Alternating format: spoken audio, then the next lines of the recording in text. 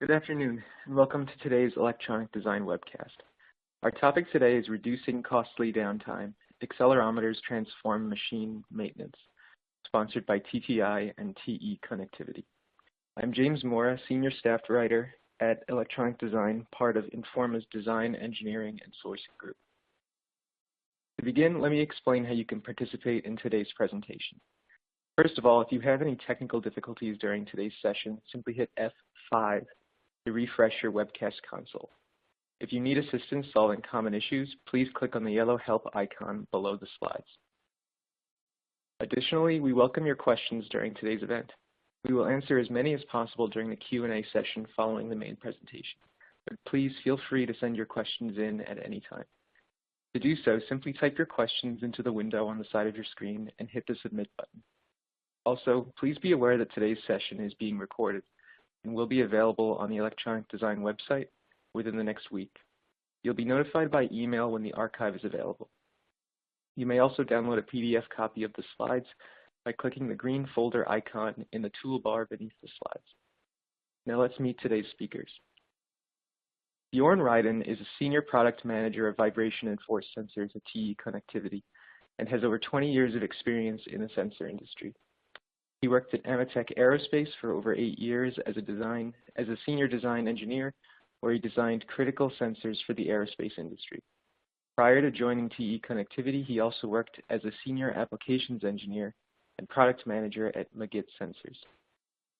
At TE Connectivity for the past 12 years, he has held roles of increasing responsibility within the product management team. He holds a BS in Mechanical Engineering from Worcester Polytechnic Institute in Massachusetts. Ed Bacha, TTI's IoT Technical Marketing Manager, has over 31 years in the electronics industry. Before joining TTI in 2017, Ed spent 13 years with Avnet, serving in a variety of technical roles, including Technical Marketing Engineer, Business Development Manager, Regional Technical Manager directing FAEs, and spent 7 years as a Senior Field Application Engineer. Ed holds a BS in Electrical Engineering from Texas A&M University. Pete Smith is the Senior Manager, Sensor Product Knowledge and Training at TE Connectivity Sensor Solutions. With 47 years of experience in the design, manufacturing, and sales of high-tech consumer and industrial products, Pete has wide-ranging expertise in all aspects of product development, training, and engineering. For the last 32 years at TE, Pete has worked exclusively in the sensor space. His professional expertise in sensor applications includes an in-depth understanding of how various sensors enable successful customer designs. In his current role, Pete serves as a TE subject matter expert, sharing his in-depth sensor knowledge with colleagues, customers, and various external groups. Now let me turn things over to our presenters. Gentlemen, the floor is yours.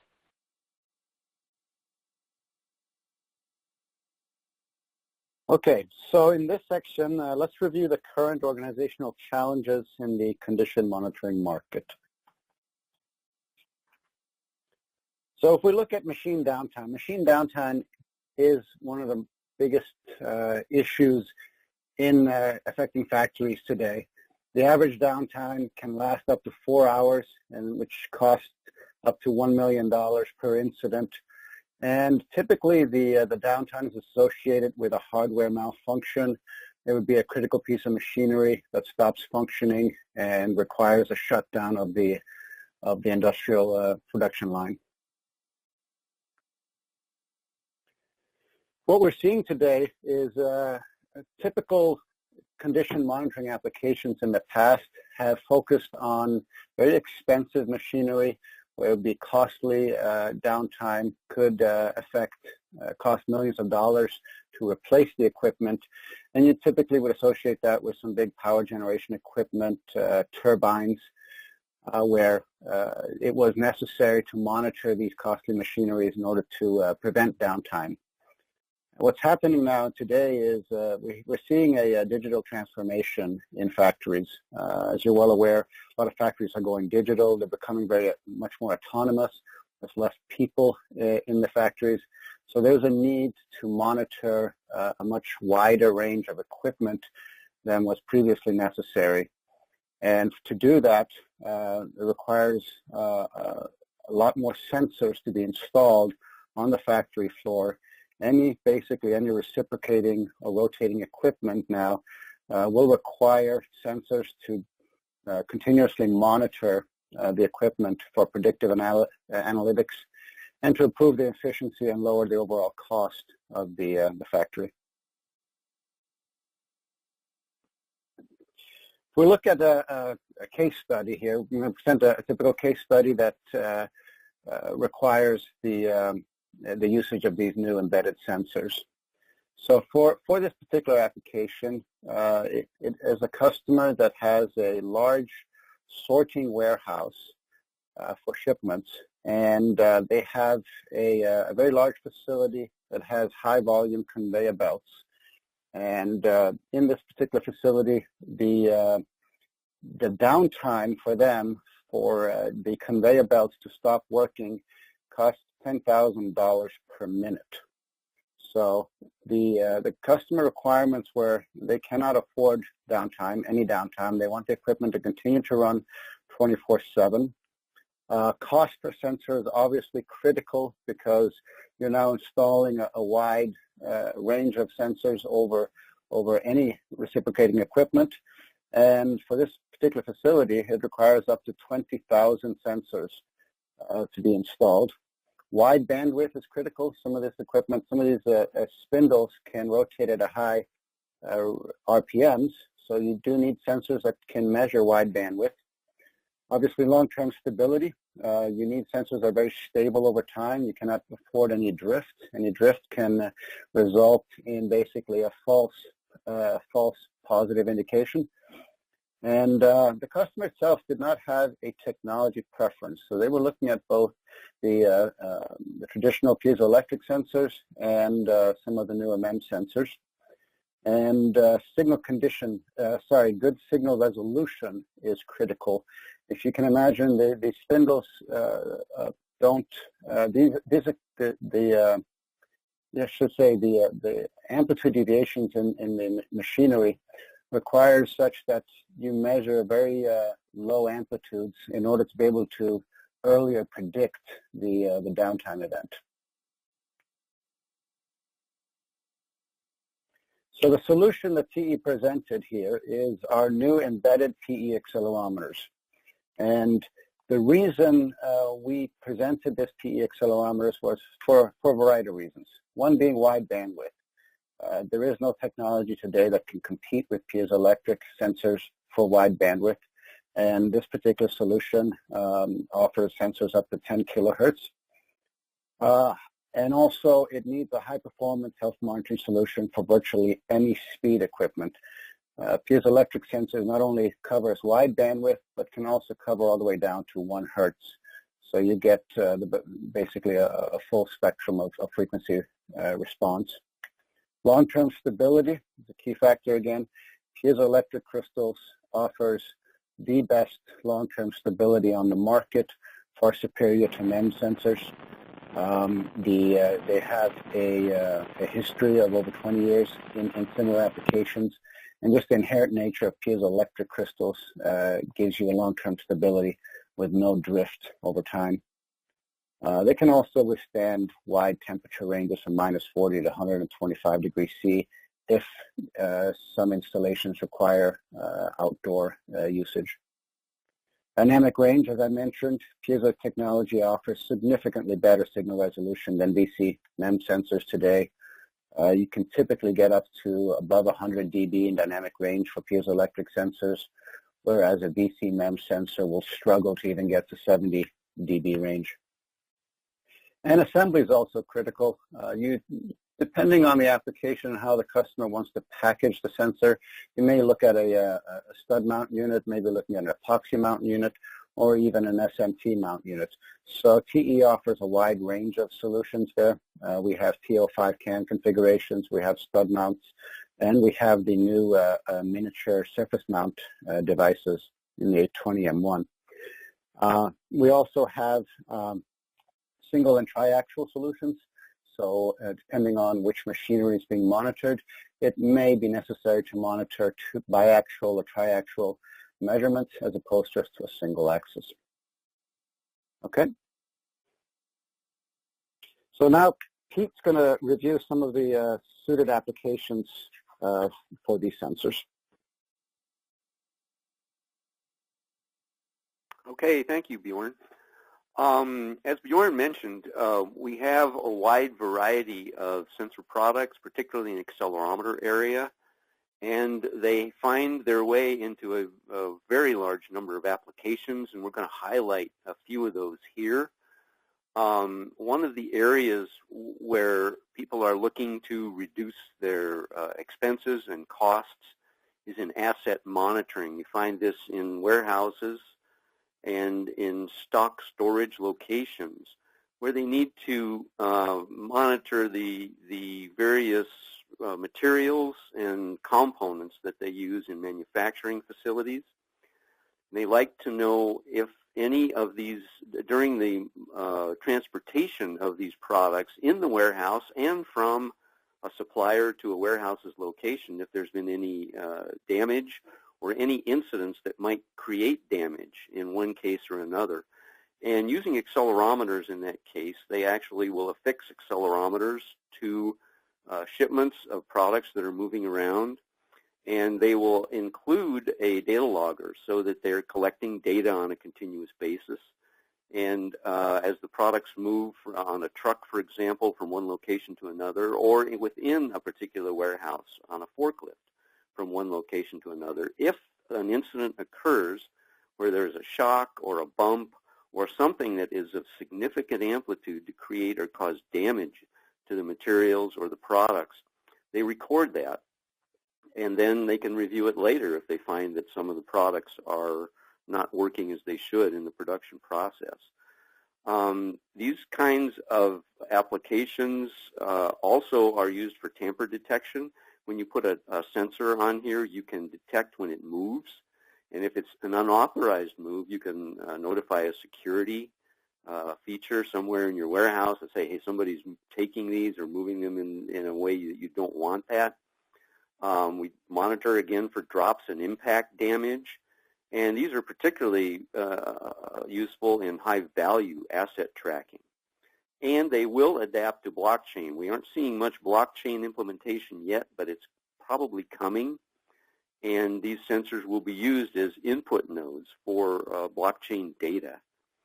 We also see applications for these accelerometers in rail health monitoring. There are various very complicated mechanical devices on typical rail. The one pictured here is an electric rail system that has electric motors, drive systems that are underneath the cars with wheels, a lot of bearings, a lot of mechanical activities going on under there. And to make sure it's all operating properly, the addition of accelerometers can help a lot with identifying problems that may happen in the future if they go into the rail trucks, into the tracks in the roadbed, and in maintenance with their maintenance equipment. And for magnetic levitation trains, I believe that some of those are actually in operation in various parts of the world, and they're being installed more and more. The accelerometers can monitor the actual levitation space above the rail bed. And it's very important that that be maintained at a critical level so that the train can travel at the very high speeds. The use of the accelerometers in these cases can provide predictive data that can actually, the operator can actually determine if a bearing, for example, or a motor is going to fail in the near future.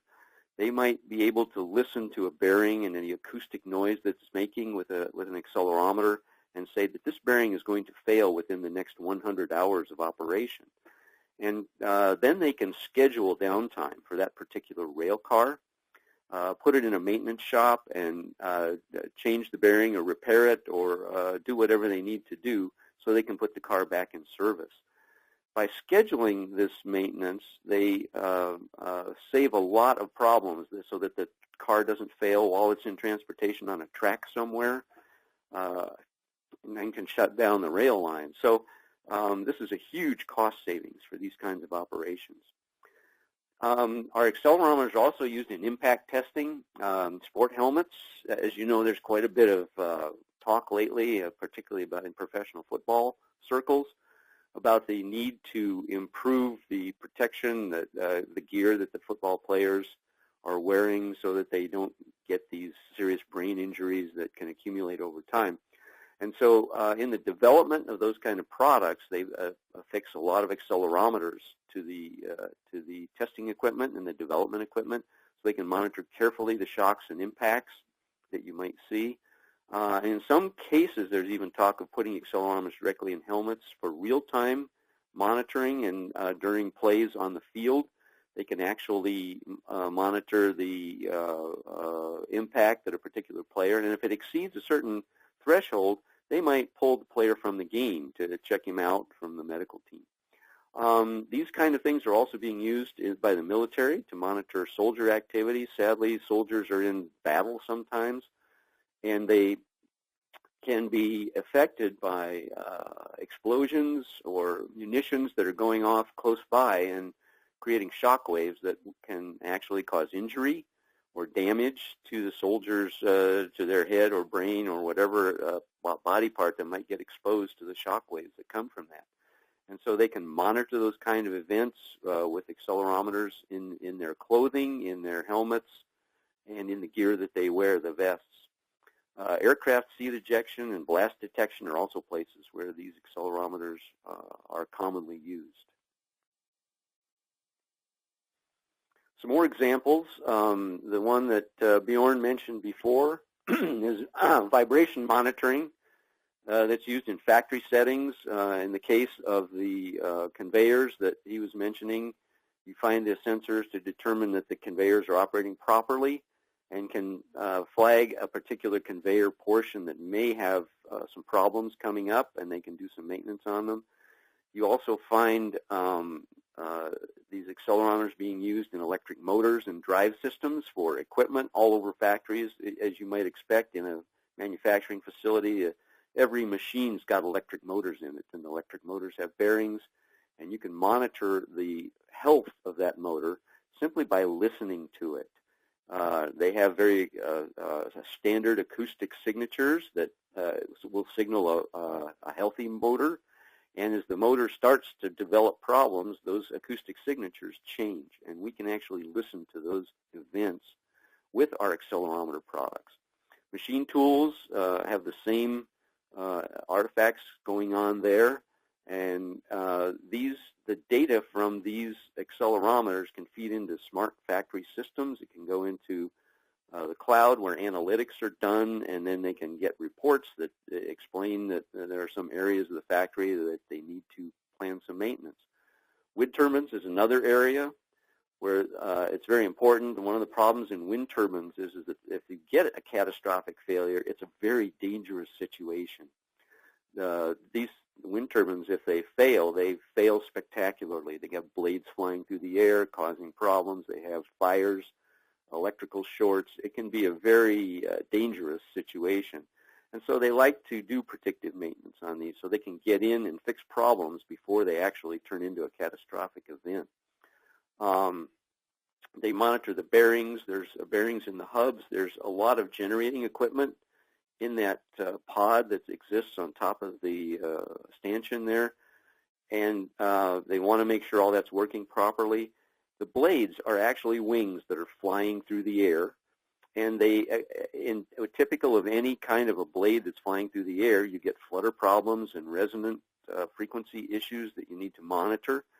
And in some cases, if the resonant frequency flutter gets out of control, you can actually break these blades. So they monitor the possibility of flutter, and then they can change the pitch on the blade as it's running to avoid flutter situations. And so the accelerometers are used in real time to prevent problems or failures in the blade systems on these things. Out of balance is easy to detect too, because if anything goes out of balance, the bearings aren't designed to handle that situation and can fail very quickly. We use our accelerometers in structural monitoring too, bridges, buildings, tunnels. We listen for a couple of things there. First of all, seismic activity. It shows here the Golden Gate Bridge. As you might expect, it's in earthquake country in Northern California, and they're very sensitive to the effects that earthquakes have on structures like this. So they like to put sensors all over them. Caltrans is the local agency that actually heads this up, and they are outfitting many of our structures with accelerometers and vibration sensor monitoring so that they can determine in an earthquake event if there's any need to send in technical people to inspect the bridge or the tunnel abutments or any of the things that are going on highways to determine that they haven't been overstressed and they're still safe to use. Wind loading and dynamic road vibrations are always issues on bridges and things like this. So again, it's all aimed at, in this case, at creating safety situations for the public, and it's a very good use of our accelerometer products. Okay, I'll pass it on to Ed. Thanks, Pete. The purpose of this slide is to show that TE has many fantastic products from multiple divisions. Now, many devices can be used in one application, and you can have multiple TE devices from different divisions in one application. So in this particular example, this is a remote IoT vibration monitor, and it's wirelessly connected to the internet. Starting from the top left of the page and moving counterclockwise, we see that the first device is an antenna. This embedded antenna from TE has dual band capability for both Wi-Fi and Bluetooth, and it supports the 2.4 and 5 gigahertz frequencies. This antenna is constructed using traces on a PCB board and is only 1.57 inches wide. It has an adhesive tape backing to affix it to the internal surface of the enclosure for greater signal sensitivity and better transmit power than a surface mount antenna. It's available with 3 different connector options and has a peak gain of 3.7 dBi. The next component, this TE832M1, is a surface mount accelerometer that's very similar to the one that's been profiled in this presentation. Now, TE has many different types of accelerometers, some in ruggedized packages with a cable, so you can mount it directly to the interior surface of the enclosure rather than on a board. Also, it's available in multiple sensitivities from plus and minus 25, 50, 100, 200, and 500 G. Now, as the shock and vibration increases in different applications, the G forces increase, and that's why there's a need for multiple ranges, depending on the application. Now, all of these applications are unique, and they're going to need a different option and a different type of accelerometer. The next component is a sensor that measures pressure, temperature, and humidity, all in one device. The MS8607 is very popular because it's in a very small package, and it's basically 3 sensors in one, and it comes fully calibrated from the factory. You won't see many PTH sensors from other suppliers because it's difficult to build, but TE has the design expertise and the packaging technology to accomplish this. The temperature range on this device is minus 40 to plus 85 degrees C, so it'll fit most industrial applications. This combination sensor is accurate enough for HVAC and even weather station applications. So with the pressure, the temperature, and the humidity, you get a perfect device to monitor the conditions in and slightly outside the enclosure. Now, moving to the upper right-hand corner of the page, you'll see the TE battery holders. Most IoT sensors are remotely deployed and run on some form of battery, and you'll need to connect that battery to the board or to the enclosure. And TE has many options for battery holders and DC contacts for a variety of applications. TE has a solution for you, and you can contact a TTI sales specialist for assistance in selecting the right option for your design for all of your components. Now, these aren't the only devices in a typical application like this, and later in this presentation, we'll go through some of them. TE has flow sensors for liquids. They have force sensors, position sensors, and speed sensors. And there's even a water level sensor, just to name a few. Many of these are designed for industrial applications, and some of these have threaded pipe interfaces with cables or a connector where you can connect these devices directly to the industrial application. Okay, Pete, back to you. TE Connectivity has been at the business of providing these capabilities to our customers for a very long time, over 75 years.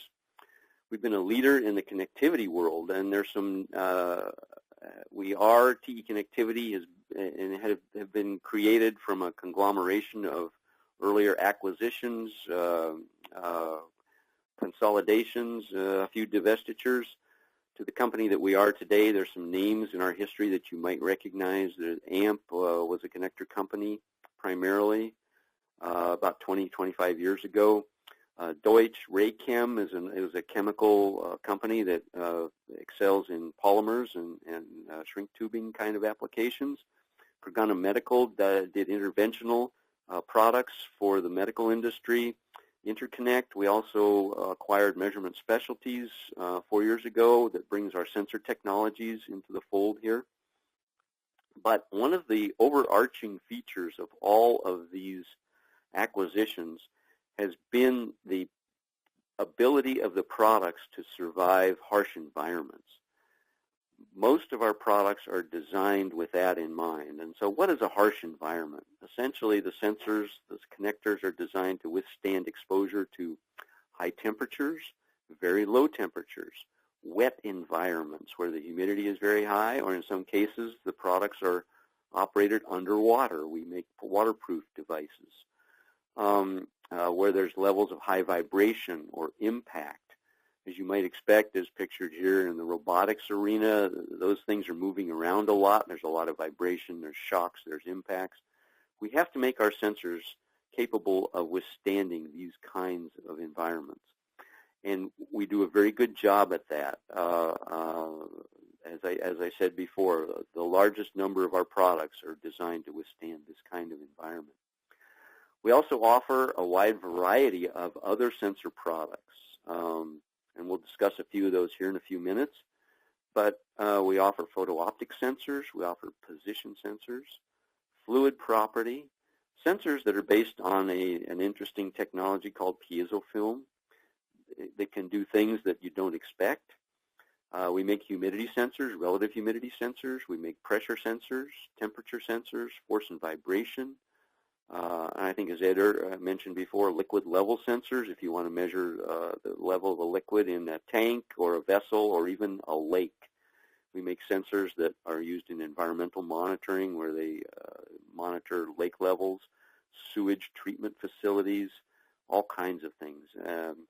So we do have a wide variety of products, a wide variety of sensors, and we can handle any sensor need that you might have. We are a world leader in these products, as you can see by our wheel here that shows all of our various products. We are everywhere. We're one of those companies you may not have heard of us, but we are everywhere. We're in your automobile. We're in your appliances in your house. We're in your house in the air conditioning system or heating systems. We are in the commercial aircraft that you fly in. We're in your appliances. We're in your the UPS truck that brings your deliveries. We are there. And we're in the medical arena, so that when you go to the doctor, you interface with our sensors. You go to the hospital, there are sensors that are taking care of you there. So we are a very big player. We offer a wide variety of products that go into a wide variety of applications. So if we look at the portfolio of accelerometers, particularly for these applications, we have a whole range of options and solutions for the end user. If we look at we come back to what we discussed earlier. Some of the features here, if we talk about wide bandwidth, so we have wide bandwidth measurements from 1 hertz to 10 kilohertz for our sensors. And basically it offers a single solution. So a customer can pick our sensors and install them both on low speed and high speed reciprocating machineries. So if there is one solution, one size fits all, we have that. And the customer won't need to buy different sensors for different machineries. We have one size that fits all. And another feature that's critical is the long-term stable output. There is no solution on the market right now for condition monitoring that offers a better long-term stability than piezoelectric technology. It is magnitudes better when it comes to long-term drift than DC MEMS. Another feature is superior dynamic range and resolution. If you want to be able to detect a failure mode early in order to prevent a catastrophic failure, the earlier you can predict that failure, the better. And in order to be able to predict the failure earlier, you need as wide dynamic range as possible, so you can measure small amplitude deviations. And in order to do that, piezoelectric technology, again, is superior, having over 100 dB of dynamic range. Some other features of our portfolio is we offer a couple of different output interfaces. We have the traditional IEPE, also known as ICP interface, which is a current excited 2-wire interface. But we also offer a 3-wire electrical interface, traditional for voltage input data acquisition interface. And really that depends on the customer's needs, what type of data acquisition and what type of PLCs they have for monitoring the equipment. In any case, we have both solutions for them depending on what needs they have. Finally, also features. Mounting can be critical in these applications, and depending on the type of machinery, the space allowed, the customer may decide on a TO5 epoxy mount, or we also have a TO5 stud mount sensors, or they can decide on miniature circuit board mountable units. Particularly the new 820M1 offers a miniature circuit board mountable configuration that can be installed in high volumes through traditional SMT processing. And we also have single and triaxial configurations of these. The 805M1 are single axis TO5 configurations, but we do have triaxial configurations in the SMT design, such as the 832 and 832M1 for lower G applications. And as we mentioned, in some of the higher G, particularly sports explosive and helmet impact applications, you'd be looking at the 834, 834-1 series for those applications. Okay. And for other portfolios now, Pete Smith, we'll circle back to him to discuss some of the other related products. Thank you, Bjorn. As we've alluded to a little bit during this presentation, TE makes a wide variety of sensor products, far beyond the accelerometers that we've talked about in detail here. We have a number of technologies that result in, again, a wide variety of products that are used in even a wider variety of applications. We we'll focus a little bit here on some of these other temperature sensing technologies that we have and pressure sensors that are used in machine health monitoring. We do make a line of temperature sensors that are specifically designed for machine health monitoring, and typically the temperature sensors are used in monitoring bearing operation. A properly operating bearing in a motor or some sort of mechanical piece of equipment will run at a very predictable temperature. As the bearing starts to wear and a failure is imminent, the operating temperatures of these bearings starts to increase. And so they look for that with this condition monitoring equipment. And as soon as they start to see a deviation in the temperature in terms of it getting hotter, they can say, okay, we got a problem with this bearing. We better schedule downtime and do some maintenance on it. So the temperature sensors, we make specific designs that are designed to be fitted directly to a bearing housing. We also make temperature sensors that go into industrial ovens and baking systems. You may find many ovens used in industry for curing adhesives and epoxies and paints. You also find temperature sensors in baking systems to monitor the heating elements, so to make sure you're not overcooking or undercooking food in a large processing facility. Chemical processes in oil refineries, for example, or chemical processing facilities, temperature in many of those processes is critical. And so to make sure the process is working at its highest efficiency, they monitor the temperatures very carefully. Also, in food processing, particularly in beer and wine making, we've found that there's a very high use of temperature sensors in those operations, because the quality of the finished product relies greatly on the temperature of the processes that are used to make them. We also make a line of pressure sensors. Mostly these pressure sensors in this particular types of applications are used to monitor factory systems where you're providing compressed air, or you're compressing a liquid or pumping liquids around a factory to monitor the proper pressures in the systems and the right amount of liquid or fluid is flowing in the right direction to get to the right pieces of equipment. You can combine the pressure sensors with temperature sensors to measure hot and chilled water distribution. In a lot of factories, you have that kind of a thing. In high-rise buildings, a lot of times for air conditioning, they use chilled water that's chilled in a chiller on the roof, for example. Then they circulate that cold water through the building so they can, if that's not working properly, they can monitor it with the temperature sensors and pressure sensors to make sure that that system's working properly. And in many factories, you have vacuum systems that are distributed throughout the facility, because a lot of machinery out there requires a vacuum. And so you bring the vacuum system capability right to the machine from a central location, much as you would use distributed wiring or things like that, compressed air. So they monitor the condition of the vacuum system to make sure that it's adequate to keep machines running properly.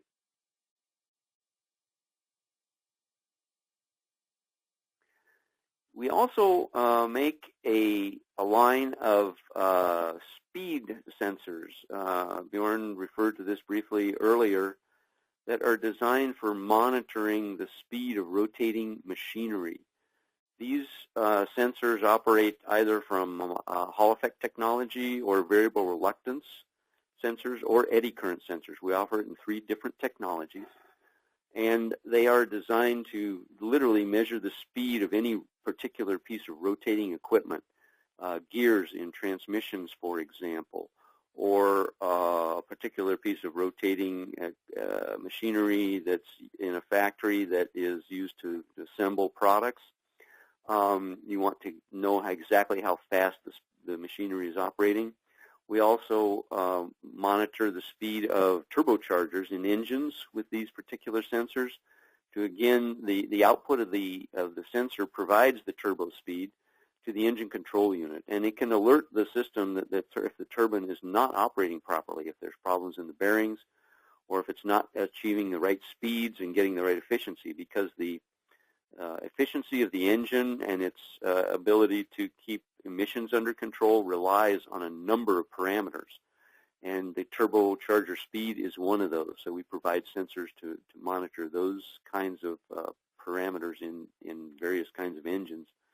And then we make position sensors. Our LVDT gauge head sensor products are designed to measure very accurately the position of particular machinery. If you have a machine that is assembling 2 pieces of work together, and the position of those to be located very accurately is important, we offer sensors that do that. They can tell you within down to microns in some cases that the pieces are located correctly, and then the machine can do its thing. It can apply a crimp or insert a rivet or do something to hold these pieces together. And we'll know So they're a few of you have already properly. submitted So questions, we monitor so we're going to jump right the in. efficiency If you'd like and to the submit a accuracy question, of type it into the production question window on the processes side of your with these screen and kinds hit of the submit devices. button. While we're answering your questions, please complete the feedback questions. form, which is located on the bottom of your screen. So the first question is, what mounting techniques and materials are recommended to achieve the best high-frequency response for the board mountable accelerators? Okay, this is Björn Ryden. I'll answer this one. To mount the model 820, the board mountable devices, such as an 820M1, 832M1, we recommend you use standard solder reflow mounting and secure the unit during the reflow mounting just to make sure that it's mounted flat, parallel to the mounting surface. We also recommend for best transmissibility for higher frequencies to use a ceramic circuit board that has good TC matching with the LTCC carrier. It also is a stiffer material, so when you get into higher frequencies such as 3, 4, 5,000 hertz, you really want to get away from the FR4 circuit boards.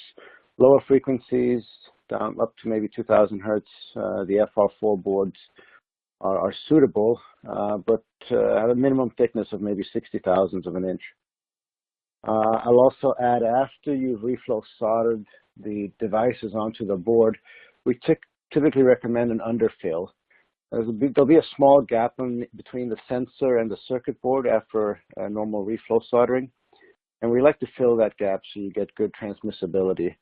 And we recommend a cyanacrylate, probably a Loctite 451 might be a good suggestion. That is low viscosity, and you can fill the gap underneath the sensor and stiffen up the mounting. So the next question is, if higher ranges are requested, can TE customize the sensor to higher than 100G? The short answer is yes, and we already do it. So our standard 820M1 is designed for 25G, 50G, and 100G. Those are three of the most popular ranges for the applications targeted, but we can make these sensors up to 6,000G range. If you look at a model 834M1, that's a board mountable triax device, and those devices are available in standard catalog up to 6,000G. And a very similar construction to the 820M1. So if needed to have a higher G range, it's certainly not a problem.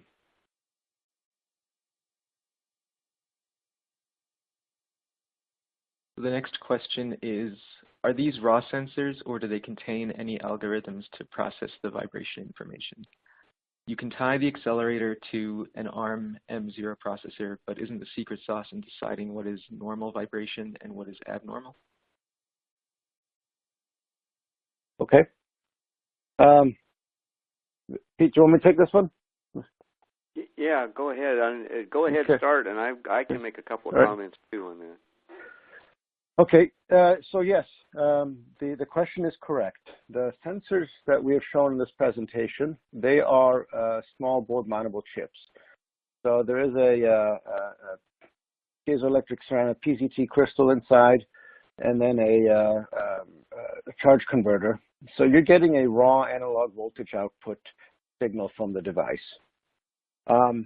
In order to determine what that signal means, you're going to have to do post-processing. And it really depends on what type of machinery and what you're monitoring that machinery. The intelligence needs to be in your data acquisition or your post-processing of the signal in order to determine what events to look for. So I will add this, however. We do have in our TE portfolio what we consider our smart condition monitoring transducers. These are much larger devices, So they're not SMT devices. They're fully packaged in a stainless steel housing with a connector. And we have designs in our portfolio where we include an onboard FPGA processor. And what that enables an end user to do is to add the intelligence onto the sensor itself, and you can program those sensors to look for the exact events or a range of events that you need in order to monitor, depending on the machinery that you're monitoring. A new release coming out in the near future is a wireless version of those smart sensing devices. So look for that soon to come out. If needed, we will have a fully packaged device with a onboard intelligence. Yeah, Bjorn. I'd like to add a little bit. The part of the question was, how do you decide what the difference is between a normal vibration and an abnormal vibration?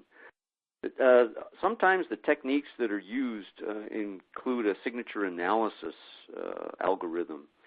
And what that entails is basically looking at, for example, an electric motor. You can attach the accelerometers to an electric motor, and essentially they become contact microphones, and they listen to the motor in operation.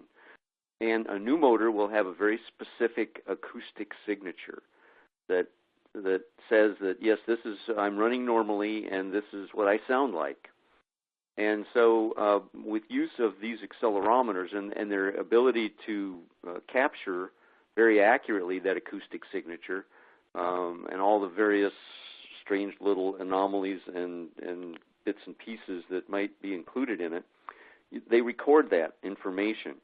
And then as the motor proceeds in service over months, years, or however long it's going to be there, you continuously listen to it with those accelerometers. And at some point, when something starts to fail, a bearing starts to fail, or the windings aren't working right, or there's the brushes, if it's a brushed motor, are starting to wear out, the motor starts to make noises and sounds that are different from the initial acoustic signature that was recorded.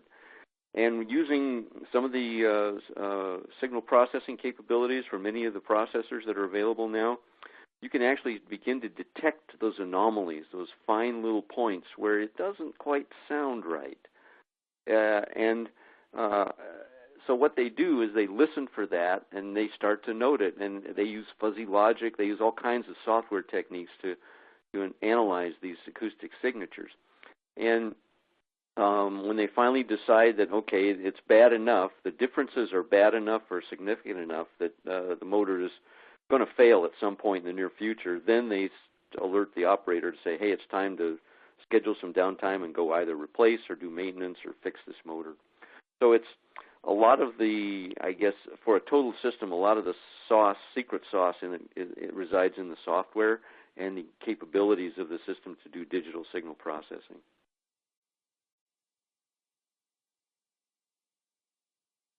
So the next question is, we generally conformal coat our circuit boards to protect the circuitry. Would there be any concern with conformal coating? No, we Go ahead, Bjorn. Go ahead. No, go ahead, Bjorn. No, we don't have any concerns with conformal coating. In fact, in some of our packaged devices, we do conformal coat in-house. The only concern with conformal coating is if you had a device that had exposed wire bonds or something like that. But all these units are full, all SMT devices, so we don't have any concerns with conformal coating. And I can add something here too. There are some of our sensor products that conformal coating does create a problem if it's not applied properly. With conformal coats, with some of our sensors, they are actually designed to monitor the atmospheric conditions around, for example, a humidity sensor. If you completely conformally coat a humidity sensor, you seal it up so that the ambient humidity doesn't actually get to the sensing element inside. So it'll never be able to report accurately what the ambient humidity is. So in cases of sensors like that, some of our temperature sensors are like that too. If you add conformal coating to them, it changes the way they operate. It changes their time constants and their ability to monitor the local temperature, for example, particularly in the air. So it's important to recognize that every sensor, to operate properly, must be connected intimately to the phenomenon that you're trying to detect, trying to sense. And if you introduce a conformal coating, that actually isolates or insulates the sensor to some degree from the phenomenon that you're interested in. Some of our sensors, it's not a problem. As Bjorn pointed out, the accelerometers, there's no problem because we're monitoring vibration, which passes through conformal coating with no trouble at all. But some of our sensors, you need to approach those with caution in applying the conformal coats. I hope everybody understands that.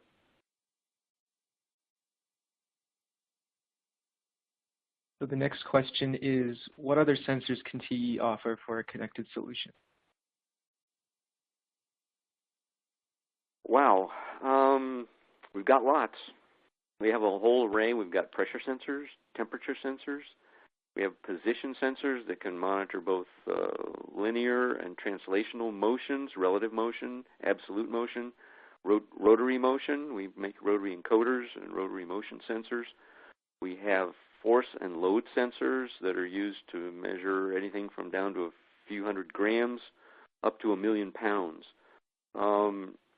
And all of these sensor technologies can be made part of a health monitoring system for a factory. As you might expect, a large factory has a wide variety of manufacturing equipment and machines in it. All of them are candidates. We're working on a project right now internally on how to populate a plastic injection molding machine with sensors. And there's a wide variety of sensors that we're using on this thing. We're using accelerometers, we're using load cells, we're using pressure sensors, we're using temperature sensors. And it's all aimed at providing capability to make sure the machine is operating properly and to make sure that it doesn't catastrophically fail and create downtimes that cost a lot of money.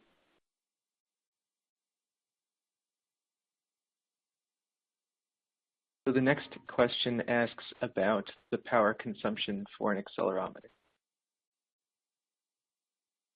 Okay, so yeah, so the power consumption varies depending on the model you pick. We have, if you look at a typical 820M1, it's I should mention they're all very low power consumption. So if you look at a model 820M1, we're talking about 22 microamps current consumption. The lower, we have devices that have, an 832M1 uses the same circuit, so that's also 22 microamps per channel, being a Tri-X device. And then we have an ultra-low power device, which is the regular 832, not the M1 version, and that goes down to 4 microamps. I will say this, the caveat, when we go from the 22 microamps down to the 4 microamps per channel current consumption, you do give up on bandwidth. So if you look at a model 832, it'll only be up to I believe 2,000, 3,000 hertz. If you need the 6,000, 7,000, 8,000 hertz bandwidth, then you have to go with the M1 version. So there's a little give and take there on the current consumption. Looking at the question here, there was a question in regards to wireless. So if we look at the question is in regard to Bluetooth. So as I mentioned, we are releasing a wireless version. It's not Bluetooth enabled, it's actually LoRa enabled. We can do a Bluetooth version too. We have a Bluetooth wireless sensors in pressure portfolio. If you were to design a wireless accelerometer using an internal 820M1 or a similar package device, an 805M1, and you were to send a signal out to the system, alert the system, let's say once an hour. Our typical, what we estimate for the battery life, then you're looking at about 5 years of battery life with the current battery technology available today. So just a rough estimate, once an hour sending the signal will give you 5 years of battery life. I hope that answers it.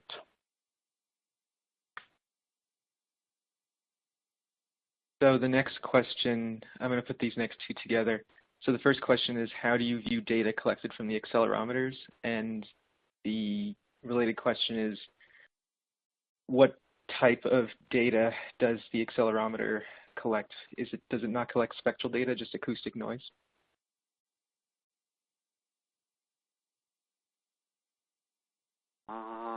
Bjorn, let's see. I'll take a shot at it, Bjorn, and then you jump in here. Sure. The data that our sensors primarily provides are signals, voltage signals. Sometimes we can provide them as current signals, and a few of our sensors are actually, the output is a resistance. But in the accelerometer area, it's primarily either charge or voltage are the fundamental signals that we get out of them. Bjorn, do we have some 4 to 20 milliamp accelerometers too? We do have 4 to 20, but not in the embedded packages. So we have fully packaged devices that have 4 to 20 current output. Okay. In the packaged devices, in the embedded devices here, we have the 3-wire voltage, and we also have the IP&E, or another trade name, ICP, pack device, such as an 805. Okay. But to view the data, most of our customers take those electronic signals, varying voltage or currents or whatever, or charge, and they make them inputs into data acquisition systems, typically. Sometimes they will perform transformations on them. They'll do an FFT, a fast Fourier transform, for example, convert it from time domain into frequency domain, because what they're more interested in is in the frequency domain. But our customers generally take the data. We're really good experts at the sensor part of it, and our customers then take the data and analyze it on their own to their application needs that they have in their equipment. So I think a lot of things happen to that data. Sometimes it gets stored. Sometimes they do analytics. As I said, they do transformations on it, and then they take that data and make determinations based on it. For the accelerometer, it does not collect spectral data, just acoustic noise. The answer is yes. That's kind of it. The spectral data, again, you have to do, as I said, you have to do an FFT to really look at the spectral part of it. We don't do FFTs in our accelerometers yet. But there's a day coming. You've probably heard of the term edge computing. That's where you're starting to put more intelligence out at the very edge of your systems. And one of those phenomenon that we'll be doing things like that in the future. We're already starting to put more intelligence in some of our sensors now. And although we don't offer them with spectral capabilities at this point, there's probably a day out there where we will. Okay, so we have time for one more question. The last one will be, what's the difference between the variable capacitor vibration sensors and PE technology in predictive maintenance for condition monitoring? Okay, I'll take this one. If you look at, for condition monitoring, there's 3 parameters that we consider critical. You have a wide range of machineries that are rotated at different speeds, so having a device that has wide bandwidth is one of the critical parameters. And the second parameter that we consider important is dynamic range, or what we call resolution. The better the dynamic range and the better your resolution is, the earlier you are able to detect a problem with the machinery. If you can measure much lower events, you can actually predict the failure much earlier and then stop the machine from a catastrophic failure at a much earlier time. And finally, we also consider drift critical. These devices are installed on the machineries, 5, 10, 15 years. If your baseline signal starts to drift over time, then you could be getting a false positive eventually. Triggering a false positive is not due to the machine itself, it's the sensor itself drifting. So if we look at those 3 parameters and compare it, a VC versus PE device, A VC, variable capacitive MEMS device, is DC coupled. It's an ideal for static and low frequency motion measurements, not designed for high frequency measurements. In fact, there isn't, I don't know of a VC sensor on the market that can do much over 2 kilohertz. They are great for static and low frequency measurements. They're not good for higher bandwidth measurements. And that's where PE has the advantage over VC. PE has been in the field for 30 plus years in condition monitoring, and you can get bandwidth up to 12, 15, 20 kilohertz on special occasions. If you look at dynamic range, again, PE has a big advantage over VC. You're looking at a dynamic range for a VC sensor at best maybe 80 dB. You're probably down in the 70, 60s, depending on what device you're looking at. A typical PE sensor will have a dynamic range of over 110 dB. It's just a night and day difference in the resolution between the two devices. And finally, drift. Piezoelectric crystals themselves, they are inherently much more stable than a MEMS device. A MEMS device is always under stress and strain. It drifts over time. We have MEMS devices in our portfolio. We have piezoresistive, and we also have VC MEMS devices in our own portfolio. We just don't target condition monitoring with that technology. And the reason is, as I've mentioned, the wide bandwidth, the dynamic range, and the long-term stability. And hence why we choose the PE technology. Well, that's all the time we have for today's questions. If your question was not answered, the presenters said that they would get back to you with answers. And that concludes today's presentation. On behalf of Electronic Design, I'd like to thank TTI and TE Connectivity for sponsoring today's event, and of course all of you for joining. Have a great rest of the day.